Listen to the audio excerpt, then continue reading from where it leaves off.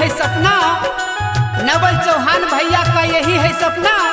स्वर्ग से सुंदर होगा, स्वर्ग से सुंदर होगा भगवानपुर पंचायत अपना। आपकी मुखिया कैसा हो? जानकी भैया जैसा हो। छात्र नौजवानों की मुखिया कैसा हो? जानकी भैया जैसा हो। भगवानपुर पंचायत की मुखिया कैसा हो? जानकी भैया जैसा हो। भगवानपुर पंचायत की जनता जिंदाबाद, जिंदाबाद जिंदाबाद। माँ बहनों की मुखिया कैसा हो? जानकी भैया जैसा हो। नवल चौहान भैया मत घबराना, जनता तेरे साथ है।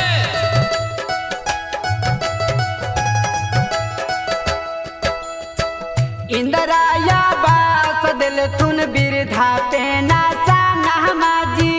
इंदिराया बास दिल तुन बिरधा पेना साना माजी। घर घर शौचालय दिल तुन पक्का के मकान माजी। और दिल तुन घर घर रासाना माजी। आजी सुन भाई माजा दूर किसाना माजी। इनके जीतैहा चाची मुखिया बनाई हो जी। इनके जीतैहा चाचा मुखिया बनाई हो जी। नीमन बाली ना कर बिचारा जी। आजी इनके बनैहा फिर से मुखिया जी। दोस्तों, जानकी भैया और नवल चौहान भैया का यही कहना है कि चौमुखी विकास होगा, यही मेरा इरादा है। चौमुखी विकास होगा, यही मेरा इरादा है। सबका सपना पूरा होगा, यही मेरा वादा है। जानकी भैया जिंदाबाद, जिंदाबाद जिंदाबाद। नवल चौहान भैया जिंदाबाद, जिंदाबाद जिंदाबाद। जानकी भैया मत घबराना, जनता तेरे साथ है। नवल चौहान भैया मत घबराना। जनता तेरे साथ है। आपकी मुखिया कैसा हो? जानकी भैया जैसा हो। छात्र नौजवानों की मुखिया कैसा हो? जानकी भैया जैसा हो।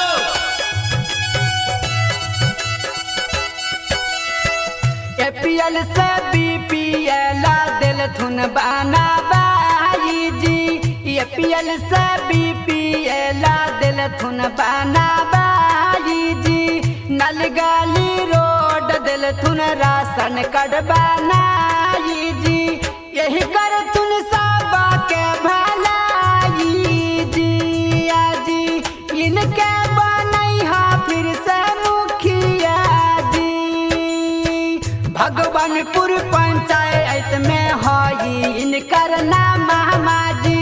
भगवानपुर पंचायत में कैलन बड़ी काम माजी। इह कर थुन सबके कलिया नामाजी। आजी दिया चाची इनके परधाया नामाजी। आजी गम गम घरे घरे घूमे लाना जानकी भैया। गम गम घरे घरे घूमे लाना जानकी भैया। गलिया न घूमे लाना जानकी भैया।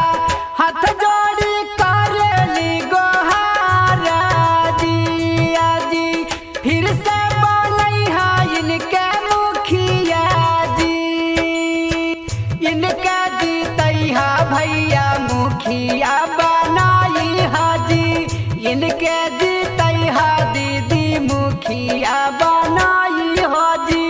नीमन बाली ना कर बिचारा जी। आजी फिर से बनैहा अब की बारा जी। आजी फिर से बनैहा इनके मुखिया जी। आजी फिर से बनैहा इनके मुखिया जी।